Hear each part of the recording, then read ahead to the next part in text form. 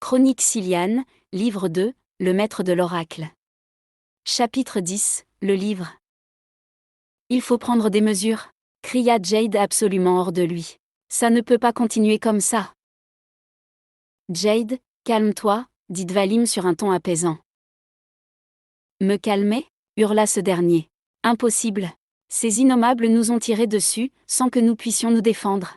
J'ai parfois l'impression que nous ne sommes que des idiots. Nous pensons qu'agir de façon pacifique se trouve synonyme d'intelligence. En réalité, nous ne sommes que des crétins. Jade, ne remets pas en cause le fondement même de notre philosophie. Nous vivons ainsi depuis plusieurs centaines d'années, et chaque Silian peut en être fier. Ils s'étaient réunis dans une des plus grandes salles du Vakniel, que des dizaines de Silians agrémentaient. Partout autour d'eux, ils allaient et venaient, portant des petites statues, des bibelots, des tentures, des peintures, des tables et des chaises. Ils décoraient les murs, plaçaient avec soin les œuvres d'art pour les mettre en valeur, arrangeaient les meubles pour laisser de vastes espaces libres, car il avait été décidé que cet endroit devienne à terme un emplacement dédié aux fêtes et à l'amusement. Dvalim, qui supervisait les opérations, y avait donné rendez-vous à Jade et à son équipe au lendemain de la récupération de la clé en forme de vase. Il souhaitait effectuer, avec eux, un point sur la situation. Nethias, qui n'avait rien à faire de particulier, les avait également accompagnés. Dvalim jeta un œil critique à une tenture en train d'être posée par 3 Silians. Elle représentait une scène de fête, avec de nombreuses personnes qui dansaient et riaient. Les tons vifs et tranchants de la tapisserie semblaient un peu trop criards du point de vue du conseiller, mais il ne fit aucune remarque. Des idiots, reprit Jade. Nous devons nous défendre. Il faut répliquer, avec des armes. Je refuse de continuer à servir de cible à des ennemis dont j'ignore tout. Nous avons encore 3 clés à récupérer. Tu crois qu'on va s'en sortir si on n'a rien pour se protéger ? Je doute qu'il s'agisse de la bonne solution, intervint Nadioska. Interloqué, Jade se retourna vers elle.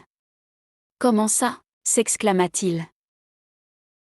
Les Ilariens se sont battus avec des armes très sophistiquées, et ils ont perdu, affirma-t-elle. Il haussa les épaules. Peut-être, mais en attendant, as-tu apprécié de te faire tirer dessus sans pouvoir te défendre ? Demanda-t-il. Nadioska grimaça et porta de façon machinale une main à son bras. Il était resté un peu douloureux malgré le traitement médical efficace que lui avait prodigué Natak. Bien sûr que non, dit-elle, mais cette attaque était en partie de notre faute. Quoi ? Cria Jade. De notre faute ? Et puis quoi encore ? Nous avons été trop lents, affirma Nadioska. Nous savions qu'il finirait par arriver et au lieu de nous dépêcher, nous avons flâné dans la ville, nous avons pris tout notre temps pour visiter le palais. Bref, nous nous sommes montrés irresponsables. Que cette expérience nous serve de leçon. Jade ouvrit la bouche, mais aucun son n'en sortit, il semblait trop stupéfait par ce qu'il venait d'entendre. Tout à fait d'accord avec Céliane, intervint Iridris. À l'avenir, nous devrons agir avec plus de prudence. Nethias tout sauta pour attirer l'attention des autres, et tous les regards se tournèrent vers lui. Je suppose que tout ceci me concerne assez peu, commença-t-il, mais pendant que vous étiez absent, je suis allé voir l'équipe qui travaille sur les notes d'Orlim. Ils ont été assez courtois pour me donner accès à leur traduction. D'après ce que je comprends, les Ilariens ont perdu le contrôle de la super arme qu'ils avaient construite. Il semblerait, confirma Jade en retrouvant un peu son calme. Mais, pourquoi ? Personne ne le sait, répondit le Silian en haussant de nouveau les épaules. Et pourquoi les innommables ont-ils attaqué ? Pourquoi ont-ils déclaré la guerre à vos ancêtres ? Peut-être parce qu'ils possèdent une nature belliqueuse ? Supposa Ilan d'une petite voix. Ne raconte pas n'importe quoi, gronda Iridris. Je crois que Nethias a mis le doigt sur quelque chose d'important. Nous devons découvrir le pourquoi de cette guerre. Et comment va-t-on faire ça ? Demanda Jade. Iridris réfléchit pendant quelques secondes, puis s'adressant à Nadioska et à Ilan. Que signalent vos clés à ce sujet ? Presque dans un même mouvement, ils prirent leur objet du pouvoir respectif dans leurs mains et se concentrèrent. Personne ne parla dans le groupe pendant plusieurs secondes, tandis que dans le reste de la salle, les Silians continuaient tranquillement leur décoration, en donnant l'impression d'ignorer totalement les problèmes actuels. Ma clé ne dit rien à ce sujet, annonça Nadioska. Il semblerait que les ouvriers ne connaissaient en rien les raisons des attaques des innommables. Ils s'occupaient de logistique, de construction, d'ingénierie, mais ils ne possédaient aucune information relative à la guerre. Les regards se tournèrent de façon machinale vers Ilan. Il fronçait les sourcils, comme perturbé par les données qu'il recueillait. Les marchands paraissaient ne pas s'intéresser à la négociation de manière exclusive, affirma-t-il au bout d'un moment. Certains d'entre eux aimaient s'adonner à l'espionnage. Des marchands espions ? Ironisa Jade. En fait, par certains côtés, continua Ilan, ils me font penser à nous, aux fantômes et aux permanents. Ce qui est plutôt logique, intervint Iridris, puisque ce qu'il est parti sur l'Alknaria. Ces pratiques ont été perpétuées et sont arrivées jusqu'à nous. Il possédait des informations, coupa Ilan, mais incomplètes. Elles mettaient en cause la caste des savants. Il semblerait qu'une expérience ait été menée, mais avait raté.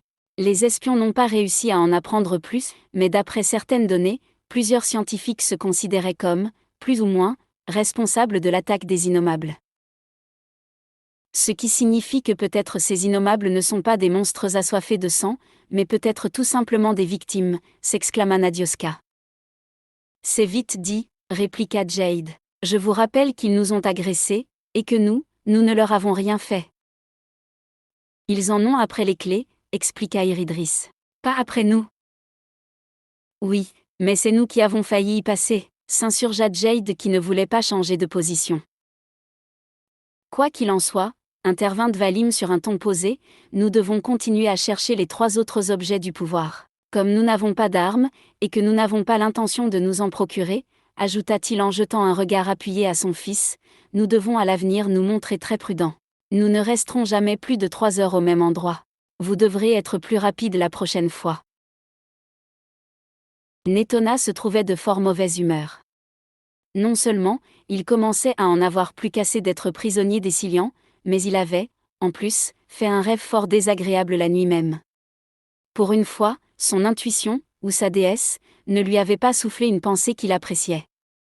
Alors qu'il terminait le petit déjeuner que lui avait apporté ses geôliers, le sas de sa chambre s'ouvrit. La silhouette habituelle d'Iridris apparut dans l'encadrement, et la nervosité de Netona s'estompa quelque peu. « Bonjour lieutenant », dit-elle en s'approchant. « Bonjour », grogna-t-il. Elle prit une chaise et s'assit en face de lui. Pendant plusieurs secondes, elle le regarda droit dans les yeux, sans parler, un léger rictus se dessina sur les lèvres de Netona. « Pourquoi souriez-vous » demanda Iridris. « Vous avez de l'aplomb » répondit-il. « Vous semblez sûr de vous et vous savez ce que vous voulez. J'apprécie les caractères bien trempés. Dans d'autres circonstances, nous aurions pu nous entendre. »« Il n'est pas trop tard, » affirma-t-elle. Netona ricana. « Je ne crois pas, » dit-il. « Nous sommes ennemis. » « Qui a dit cela ? Vous souhaitiez détruire l'ordre nouveau. » »« Non, juste protéger l'une des nôtres. Cela n'avait rien à voir avec vous. » Il se renfrogna. « De toute façon, je reste votre prisonnier. » Là encore, cela peut changer. Sous quelles conditions ? Vous êtes venu ici pour une raison bien particulière, affirma-t-elle. Vous devez trouver un objet, et plus précisément une dague. Êtes-vous prêt ? Et vous me laisseriez partir ? Non, répondit-elle. Mais nous pourrions vous accueillir comme invité parmi notre peuple. Vous n'êtes pas obligé de continuer à suivre les ordres de ce malade mental d'Elibom Lasdad. Netona se leva d'un bond, les poings fermés par la colère qui bouillait en lui. Je ne vous permets pas de dire ce genre de choses, gronda-t-il. Elibom Lasdad possède de grandes qualités. Vraiment ? Vous semblez hésiter ? Il ne répondit rien, mais son exaspération ne s'estompa pas. Je me trouve parfois en désaccord avec ses idées, finit-il par admettre au bout d'un moment, regrettant aussitôt d'avoir laissé échapper une telle confidence. Iridris haussa un sourcil et un léger sourire apparut sur son visage. La confédération des planètes doit changer, continua-t-il en s'asseyant de nouveau. Le gouvernement est corrompu, la société décadente. L'appréciez-vous ainsi ? J'imagine que non, puisque vous ne vous êtes jamais présenté à elle. Nous avions d'autres raisons pour rester à l'écart, affirma Iridris. Tant que nous ne sommes pas menacés directement, nous pensons que nous n'avons pas à nous immiscer dans les affaires des civilisations que nous rencontrons. Comme c'est pratique, ricana Netona. C'est notre façon de voir les choses. Je trouve cela facile. Vous préférez détourner les yeux, n'est-ce pas, un peu, lâche? Iridris baissa légèrement la tête. Je ne suis pas venue pour vous parler de cela, murmura-t-elle. Et maintenant, vous changez de conversation. Très bien, soupira-t-elle. Je vais encore vous donner le temps de réfléchir. Quand vous serez prêt à nous rejoindre, faites-moi signe. Elle se leva et ouvrit la porte sas. Elle hésita, procurant l'impression qu'elle voulait ajouter quelque chose, mais finalement, ne le fit pas. Elle sortit et referma derrière elle, laissant Netona ruminer ses sombres pensées. Nous allons faire un dernier saut, annonça un navigateur dans le Nahal. Sidiel pense que le système dans lequel nous allons arriver est celui qui cache la clé en forme de livre. Dans ce cas, Jade, Céliane, Iridris et Ilan, veuillez vous préparer, demanda Dvalim. Je vous rappelle que nous ne resterons pas plus de 3 heures ici. Pas de problème, répondit Jade. Il avait amené Nadioska faire un tour dans le parc que les Silians avaient reconstitué sur le Vakniel. Malgré les derniers événements, personne n'était demeuré inactif et le vaisseau cité commençait à s'agrémenter de quelques fonctionnalités plutôt plaisantes. Ce parc, tout nouvellement terminé, en faisait partie. Sous un ciel bleu artificiel où flottaient quelques nuages virtuels, de grandes étendues de pelouse verte, un petit lac, quelques arbres fruitiers et bien sûr de nombreux bancs avaient été savamment disposés pour le plaisir des visiteurs.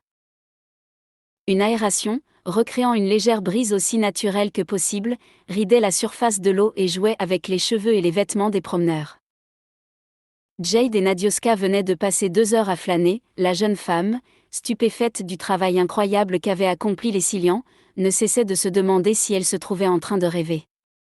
L'annonce par le navigateur lui avait soudainement remis les pieds sur terre.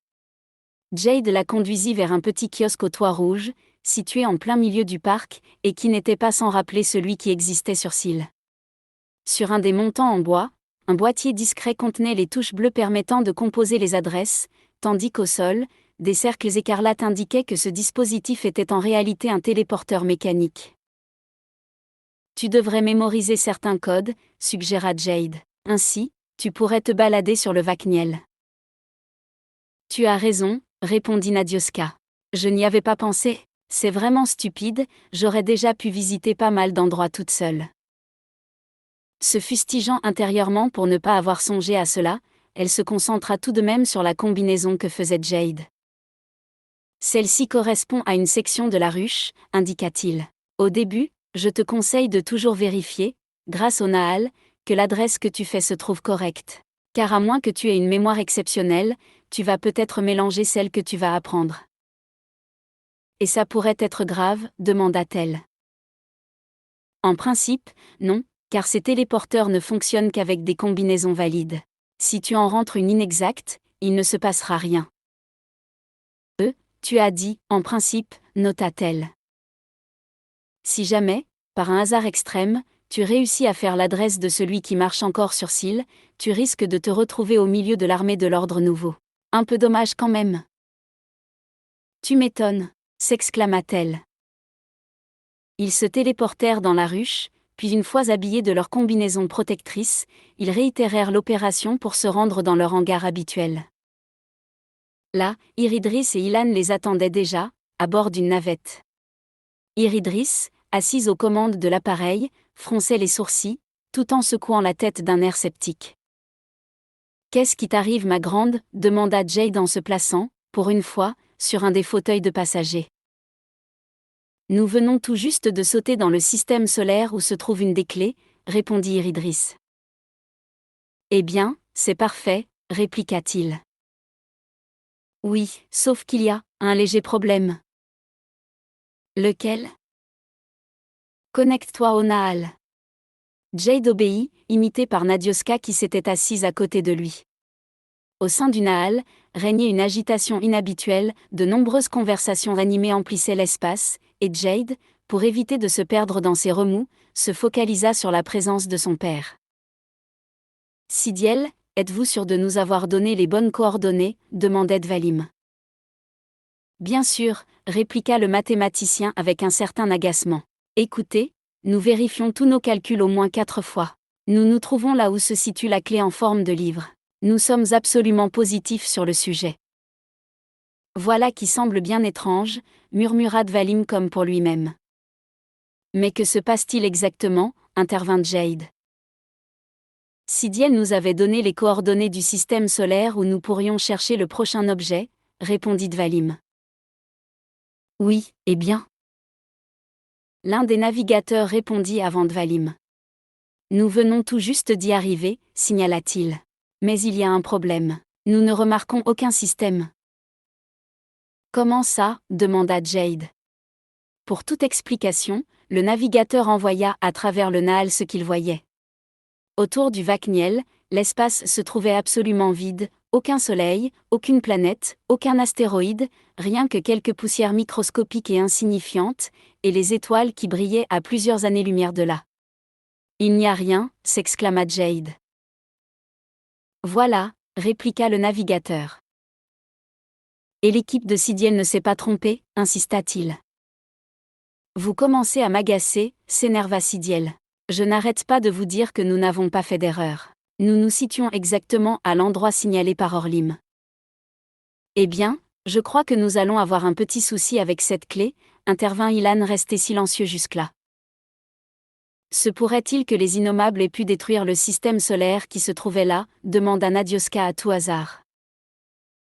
Aucune chance, répondit le navigateur. Non seulement il leur aurait fallu une puissance inimaginable, mais en plus, il n'y a aucune trace de quelconque débris. Pas le moindre objet sur plusieurs années-lumière. Attendez un peu, s'exclama Jade, prise d'une soudaine inspiration. Il s'agit d'un endroit idéal pour cacher quelque chose. Comment demanda Nadioska. Il n'y a rien ici qui permettrait de dissimuler quelque chose. Et si les Ilariens s'étaient arrangés pour faire croire qu'il n'y avait rien, répliqua-t-il. De façon naturelle, on ne cherche pas quelque chose dans un espace où, a priori, il n'y a rien.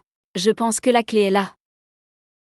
Comment cela pourrait être possible demanda Dvalim. Nous sommes leurs ancêtres, et nous avions réussi à dissimuler notre planète aux yeux des Confédérés. Qui dit que la caste des savants n'était pas allée beaucoup plus loin des milliers d'années auparavant? Nous allons effectuer des sondages autour du Vakniel, proposa le navigateur. Très bien, mais dépêchez-vous, exigea Dvalim. Je vous rappelle que nous n'avons que peu de temps devant nous.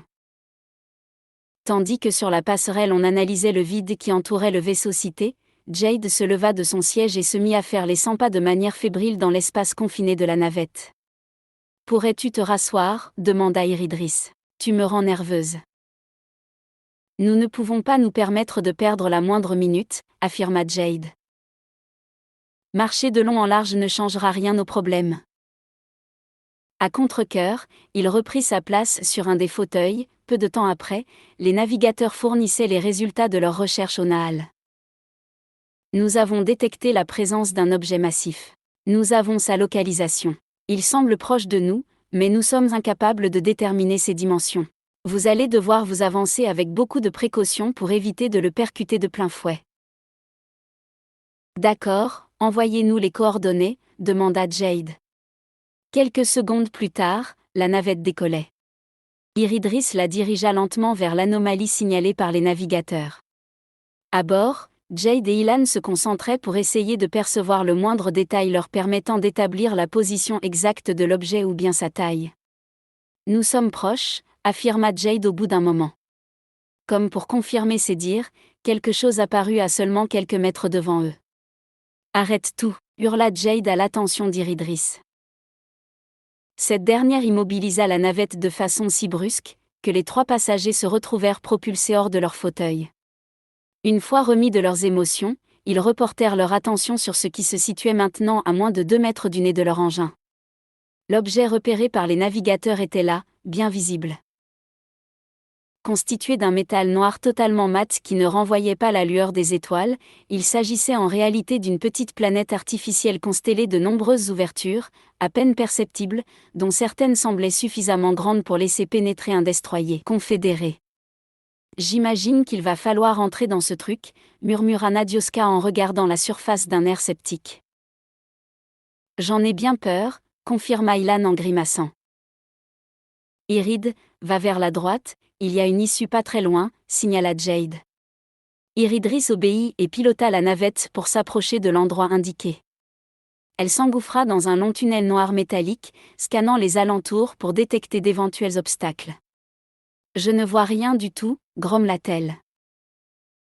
Je dois dire que je trouve cet endroit plutôt désagréable, dit Nadioska en faisant une moue désapprobatrice. Iridris continua à voler à faible vitesse sur plusieurs mètres encore, puis elle sentit qu'un champ de force barrait une entrée non loin. Ce champ a l'air de maintenir une atmosphère dans cette planète artificielle, annonça-t-elle. Je vais y pénétrer. Elle traversa la barrière d'énergie qui crépita légèrement sur le passage de la navette, tandis que ses amis retenaient leur souffle. De l'autre côté, une énorme salle circulaire, parfaitement bien éclairée, apparut, la blancheur de ses murs contrastait de manière si importante avec le tunnel noir, qu'ils ne purent s'empêcher de plisser les yeux, surpris par la luminosité. Iridris se posa en douceur au centre de cet endroit. L'atmosphère est respirable, la température ambiante idéale, nous pouvons y aller, annonça-t-elle en se levant de son siège. Comme à son habitude, Jade sortit en premier. Il attendit que les autres le rejoignent et observa la salle dans laquelle il venait de pénétrer. Elle ne ressemblait pas à un hangar classique, avec sa forme circulaire et sa blancheur presque aveuglante. De plus, elle n'offrait aucune ouverture apparente, pas de porte, pas de sas, pas de couloir. Jade réalisa un tour sur lui-même à la recherche d'un passage quelconque. Alors qu'il n'en avait fait que la moitié, il s'arrêta stupéfait. « Ça alors !» s'exclama-t-il. « Regardez ça !» Les autres l'imitèrent et se retournèrent à leur tour, comprenant aussitôt ce qui n'allait pas, il n'y avait aucune trace du long tunnel qui les avait amenés jusqu'ici, et aucun orifice visible.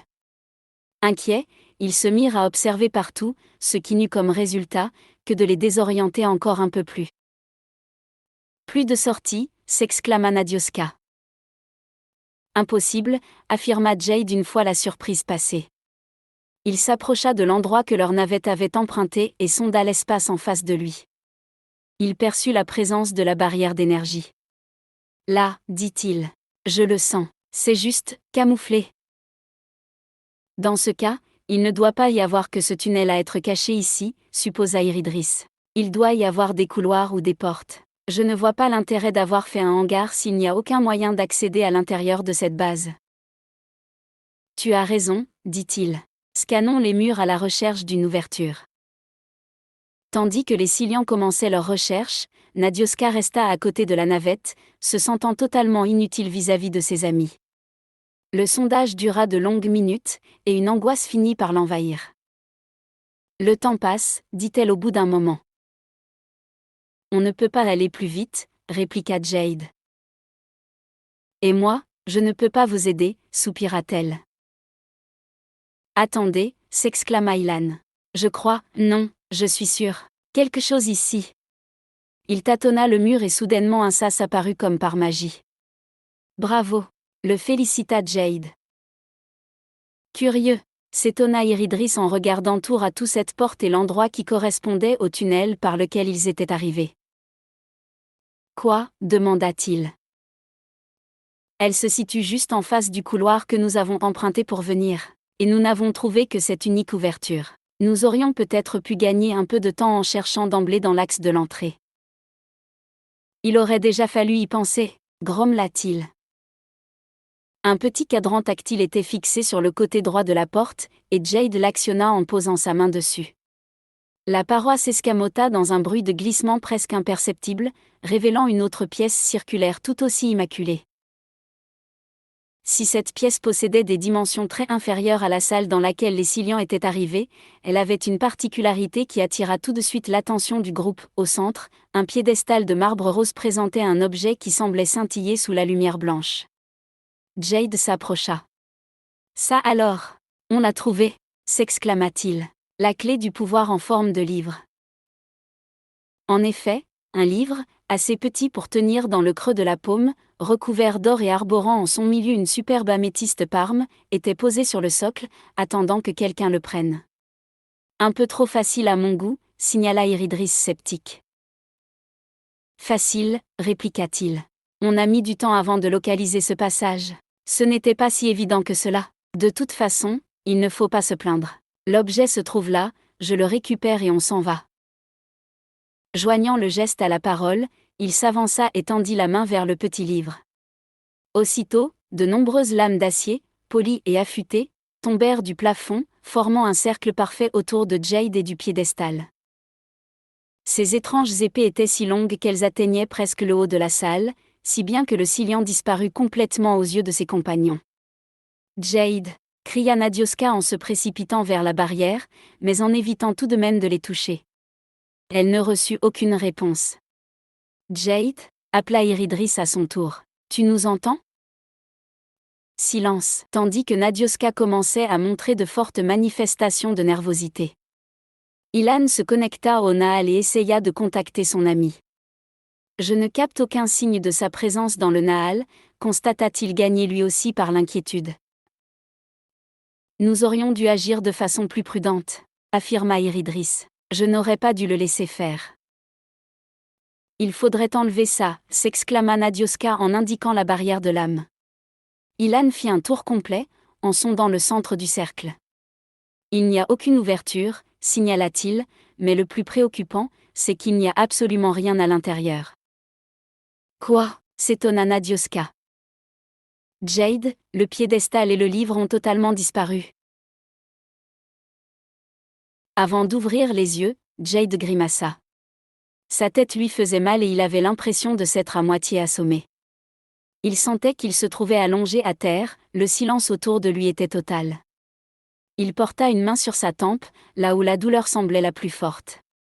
Ses doigts rencontrèrent quelque chose de mouillé. Il rouvrit les yeux pour constater qu'un filet de sang coulait depuis son front vers sa joue. « Quelle poisse !» grogna-t-il en se mettant en position assise. Soudain, il prit conscience du calme qui régnait. Pourquoi les autres ne l'avaient-ils pas réveillé ? Pourquoi ne disaient-ils rien ? Il jeta un regard circulaire autour de lui.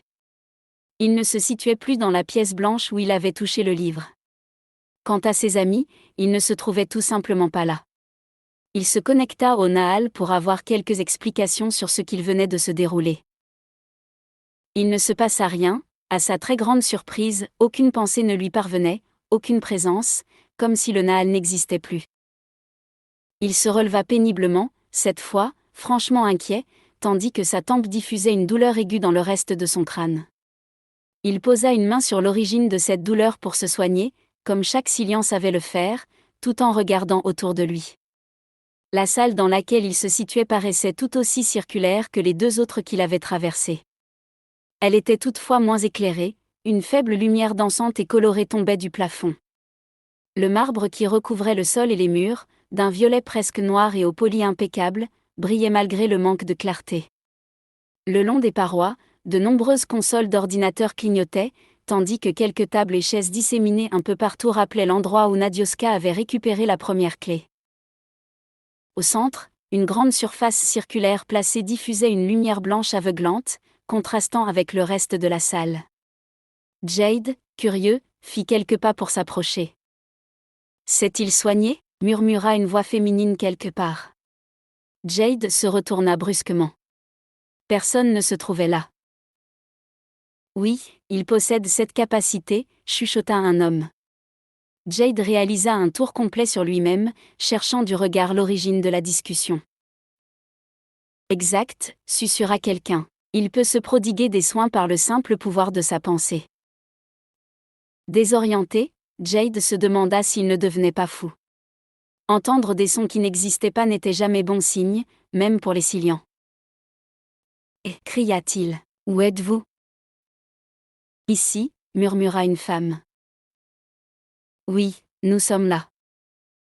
Juste au-dessus de ta tête. » Jade leva les yeux et ouvrit la bouche, stupéfait. Le plafond se trouvait entièrement recouvert d'une brume aux reflets changeants.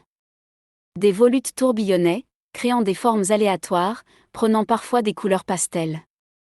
Il réalisa alors que la lumière qui baignait la pièce provenait de cette brume étrange. « Oui, là » chuchota un homme. Vous êtes des âmes, demanda-t-il incertain. Oui, l'essence des anciens savants, murmura une femme. Nous sommes là depuis longtemps.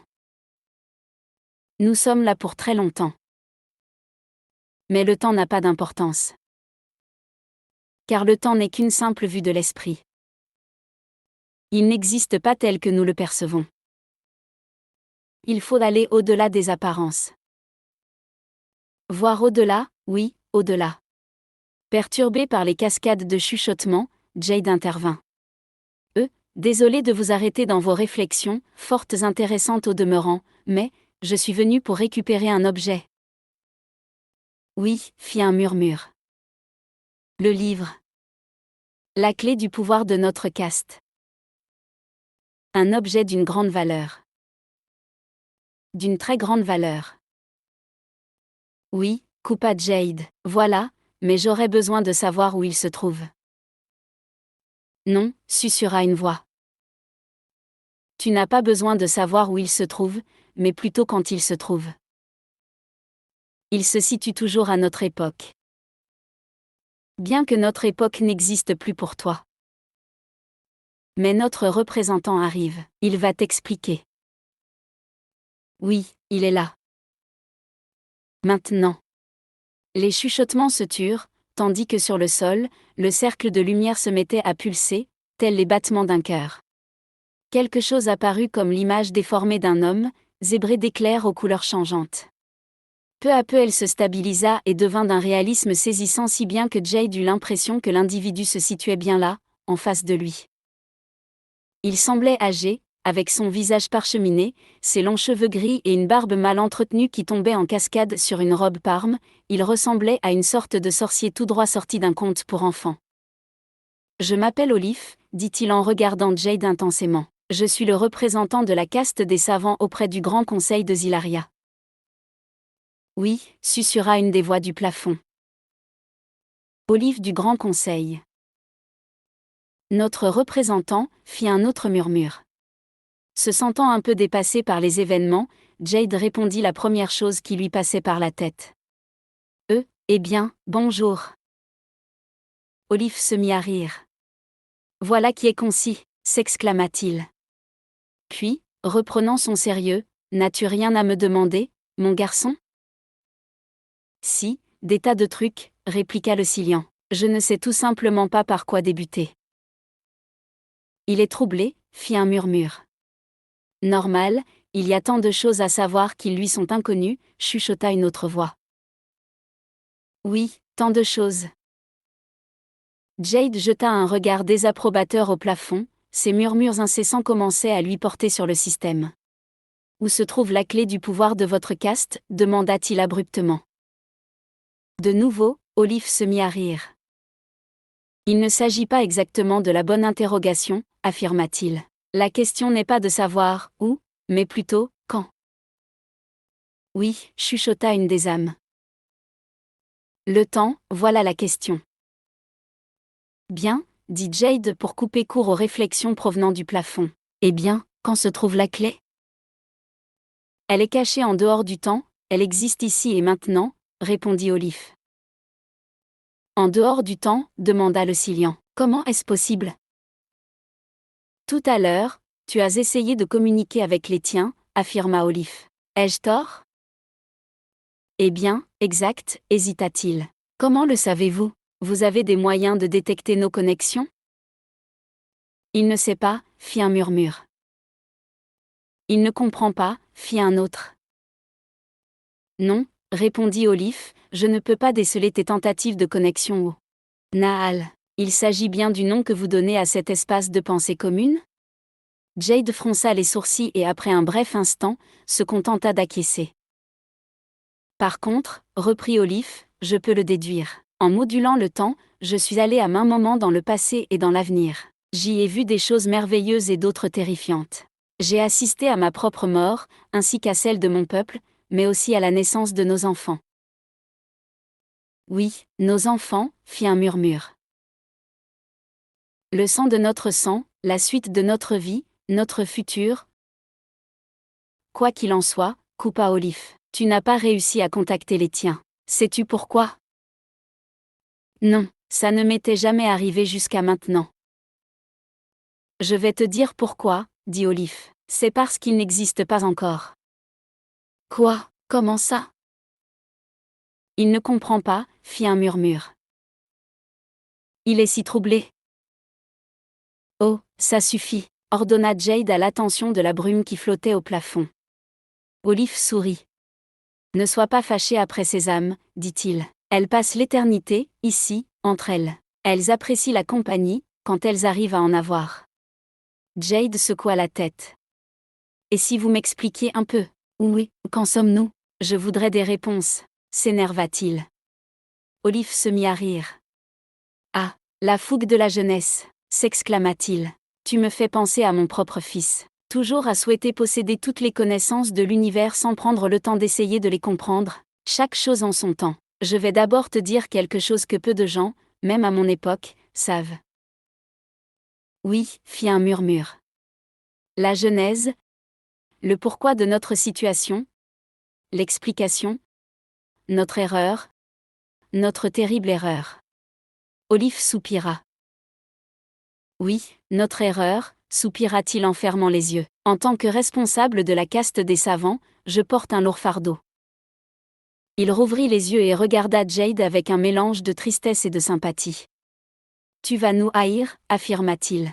Et tu auras raison, car, tout comme nous avons été la cause de la fin de Zilaria, nous allons peut-être aussi sceller le destin des tiens. Comment ça? Demanda Jade sur la défensive. Nous ne sommes sûrs de rien, reprit Olive. Nous pouvons voir certaines époques dans le passé et dans le futur, mais nous sommes limités. Certaines époques nous sont fermées et nous ne savons pas comment tout cela va se terminer pour vous. Oui, nous ne savons pas, chuchota une âme. Nos pauvres enfants, le sang de notre sang, victime de notre malédiction. À cause de nous? Jamais nous n'avons voulu cela. Notre terrible erreur, Olive, racontez-lui. Oui, racontez-lui ce que nous avons fait, indigne d'être pardonné.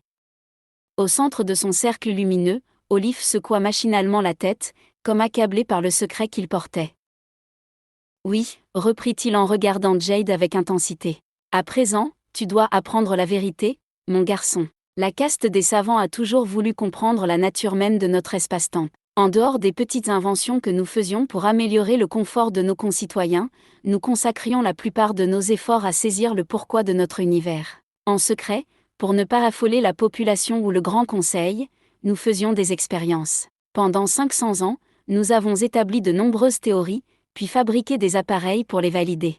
Le dernier d'entre eux a créé une conséquence imprévue, fâcheuse. Terriblement fâcheuse, confirma un murmure. Notre plus grande erreur. Nous avions supposé qu'il existait une matière invisible et jusque-là indécelable, reprit Olive, quelque chose de présent dans tout l'univers et qui le lierait en un tout cohérent. Certains disaient qu'il s'agissait de Dieu lui-même, le grand architecte de tout ce qui est et a été. Nous avons construit un appareil pour inspecter cette matière, que nous avons nommé le déic. Nous avions convenu que, le seul moyen de vérifier la théorie, consistait à détruire un peu de ce déic en générant une fissure dans la fabrique même de l'espace. Olive réalisa une pause et cette fois, aucun murmure ne se fit entendre. Nous avons réussi à déchirer l'espace, affirma sombrement Olive. Une anomalie, une sorte de puits sans fond, s'est créée.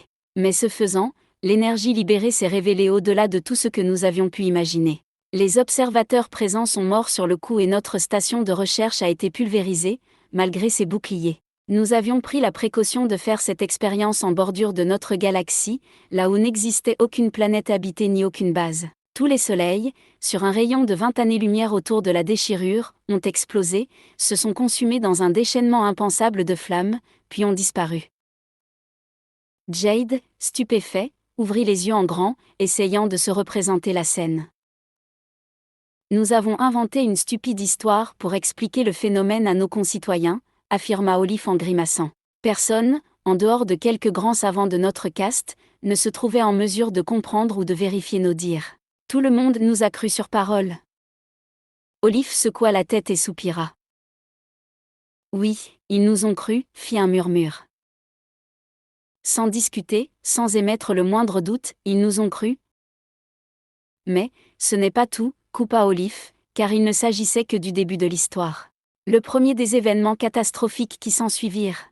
Nous avons observé la déchirure pendant des années. Elle se situait toujours là, invisible aux yeux, mais bien présente sur nos instruments. Nous avons constaté avec horreur qu'elle se déplaçait. En seulement 10 ans, elle avait englouti 2 autres systèmes solaires. Eux aussi, par chance, sans présence humaine. De nouveau, nous avons bafouillé quelques vagues explications pour satisfaire la curiosité du Grand Conseil et celle de la population. Certains, parmi notre caste, ont commencé à se sentir terriblement coupables. Une partie, de ceux qui savaient, voulait révéler la vérité, générant de fortes dissensions dans notre communauté. Mais, c'est alors qu'il a semblé que la chance tournait en notre faveur, la déchirure s'éloignait. Elle quittait peu à peu notre galaxie, ne créant plus aucun dégât. Nous pensions enfin sortir du tunnel. Nous avions tort. Oui, nous avions tort, fit un murmure. Aveugle et sourd à notre malédiction, ignorant que la fin se rapprochait. Il ne se passa rien pendant 5 autres années, reprit Olive. Suite à cette terrible expérience, nous avons d'un commun accord décidé d'abandonner la voie vers laquelle nous nous étions périlleusement aventurés. Nous nous sommes tournés vers la connaissance du temps. Le Grand Conseil, après maintes discussions animées, avait donné son accord pour construire l'oracle, le plus gigantesque calculateur de tous les temps, capable de prédire une partie de l'avenir, ou du moins d'en fournir les lignes directrices. Même s'il se révéla être une réussite, il était loin de satisfaire notre curiosité face à la nature intrinsèque du temps. Il ne s'agissait que de la section visible de l'iceberg qui nous intriguait. Nous voulions maîtriser le reste. Oui, comprendre et maîtriser le temps, fit un murmure. Comprendre pourquoi, voir au-delà de l'horizon. Cet endroit où nous nous situons, dit Olive en écartant les bras, est le résultat de nos recherches. Nous avons réussi à partiellement saisir ce que l'on dénomme de façon courante, le temps. Nous l'avons tordu et manipulé au maximum de nos possibilités. Nous nous trouvons ici sur un vaisseau, temporel. Olive sourit. Bien sûr, nous nous heurtons à de nombreuses limites et je ne peux pas rejoindre ton époque, comme tu ne peux pas rejoindre la mienne. C'est pourquoi nous avons fait chacun la moitié du chemin. Les tiens n'existent pas encore. Pas encore. Tu naîtras dans des milliers d'années. Les tiens viendront ici dans des milliers d'années. Eh bien, fit Jade qui se sentait comme assommée par les différentes révélations obtenues. J'espère au moins que vous vous trouvez en capacité de me renvoyer chez moi. Ça m'ennuierait un peu de rester là. Ses amis lui manqueraient. Et sa Céliane qu'il aime tellement. Son père aussi. Ne t'inquiète pas mon garçon, coupa Olive. Nous nous sommes rendus compte que nous ne pouvions pas véritablement vivre en dehors de notre temps naturel. Notre vision peut s'étendre dans le passé et dans le futur, mais notre existence est bloquée à l'époque qui a vu notre naissance. Comme une encre qui limite nos mouvements, ce temps-là reste le nôtre. Malgré tout notre savoir, nous sommes incapables de nous affranchir de cette règle. Une limitation impossible à supprimer. Nous essayons de comprendre. Nous accumulons des connaissances. Ce n'est pas suffisant, d'autres devront poursuivre après nous. Nos enfants peut-être. Ils utiliseront cette base. Oui, eh bien, reprit Jade en coupant volontairement les murmures. Vous ne m'avez pas encore tout dit. Que s'est-il passé ensuite ? Tout en construisant cet endroit, nous continuions à observer la déchirure qui s'éloignait de nous, dit Olive. Mais un beau jour, quelque chose en est sorti. Quelque chose, demanda Jade. Quoi donc ? Un vaisseau. Quoi ? S'exclama-t-il. Vous voulez dire les innommables ? Il a deviné, fit un murmure. Oui, renchérit une âme, ils sont venus de la fissure que nous avions créée dans la matière de l'espace, nous sommes responsables. Un premier engin est apparu, affirma Olive. Puis un autre, et encore un autre. Finalement, des centaines d'entre eux se sont déversés dans notre galaxie, et ils ont fini par rencontrer notre population. Dès le premier contact, nous avons compris qu'ils n'avaient pas de bonnes intentions. Ils étaient venus pour nous détruire. Mais avez-vous su pourquoi ? Demanda Jade. Olive eut un vague sourire désabusé. Non, nous n'avons jamais réussi à dialoguer avec eux, admit-il, mais nous avons quelques soupçons. Lesquels ? Nous avons constaté les dégâts énormes que cette déchirure a créés dans notre galaxie. À ton avis, que s'est-il passé là où les innommables vivaient ? Jade eut un sursaut. Non, s'écria-t-il. Vous pensez qu'elle a pu détruire quelques-uns de leur monde? Il ne s'agit que d'une supposition, mais avoue, mon garçon, que c'est tout à fait probable. Et ils ont traversé, pour venir se venger? Olive se contenta d'acquiescer d'un mouvement de tête. C'est horrible, s'exclama Jade. Alors, les victimes, ce sont eux, pas nous. Nous en sommes arrivés à cette conclusion. Mais qu'avez-vous fait ensuite? Nous avons fait encore pire, affirma Olive. Nous nous sommes tués et n'avons jamais rien révélé au Grand Conseil. Et quand la proposition de bâtir l'arme ultime a été soumise au vote, nous avons voté pour. Oui, nous avons voté, dit un murmure. Nous avons dit oui à la construction de cette horreur. Nous avons accepté de nous enfoncer toujours plus dans le mensonge et la barbarie. Les pires individus n'ayant jamais vu le jour dans cet univers. Intervint Jade. Vous êtes un peu dur avec vous-même. Je vous assure que j'ai vu des personnes pires que vous. Pas sur mon garçon, reprit Olive. Tu ignores encore ce qu'est l'arme ultime, la toute dernière horreur que nous ayons créée, et qui va peut-être réduire les tiens à néant. La lumière du cercle vacilla soudainement et une légère vibration se fit sentir au niveau du sol. Que se passe-t-il? Demanda Jade. Ils sont là, affirma un murmure. Oui, ils sont arrivés, nous devons partir, nous devons disparaître. Je n'ai plus de temps devant moi, dit Olive. Les innommables ont repéré la clé, et ils sont ici, tout autour de ce vaisseau. Mon garçon, nous devons nous séparer. Tu vas repartir à ton époque, et moi dans une autre. Je vais continuer, avec l'aide des âmes de ma caste, à travailler pour trouver une solution au problème. Il détacha alors la fine ceinture qui enserrait sa taille. Jade remarqua qu'au bout pendait un petit livre recouvert d'or. En son centre, une améthyste était enchâssée. Prends cette clé, dit Olive en tendant le bras vers Jade. Elle te servira à contrôler l'arme. Parfait, dit le Silian en la récupérant. Mais, le mot de commande?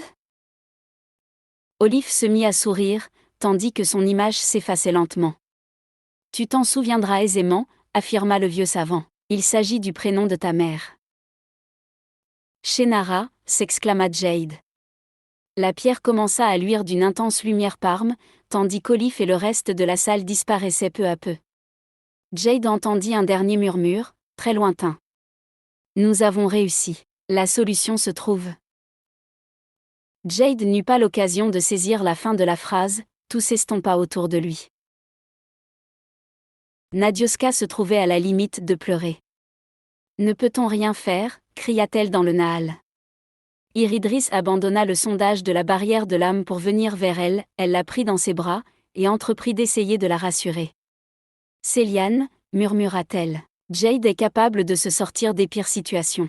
Ne vous inquiétez pas, je suis sûre qu'il va bien. Mais où est-il?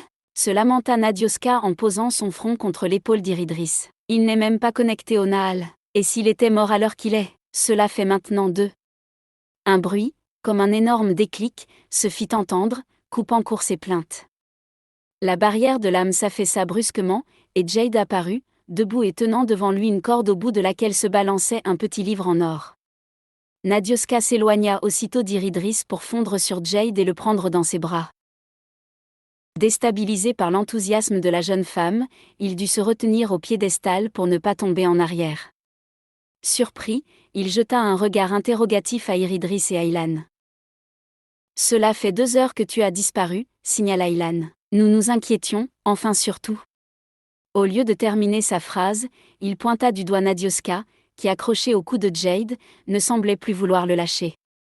2 heures, s'étonna-t-il en passant un bras autour de Nadioska. Je n'ai pas eu l'impression d'être parti aussi longtemps. À ce propos, coupa Iridris. Comme je vois que tu as le livre, je conseillerais de quitter les lieux rapidement. Nous avons dépassé la limite des 3 heures que nous nous étions imposées.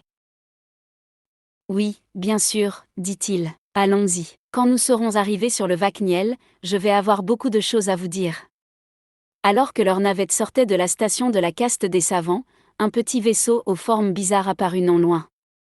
Les innommables, signala Ilan. Il faut partir vite fait. Jade ne fit aucun commentaire, et se contenta d'observer l'engin étranger d'un air sombre. Oui, soupira-t-il, dans l'immédiat, il vaut mieux partir.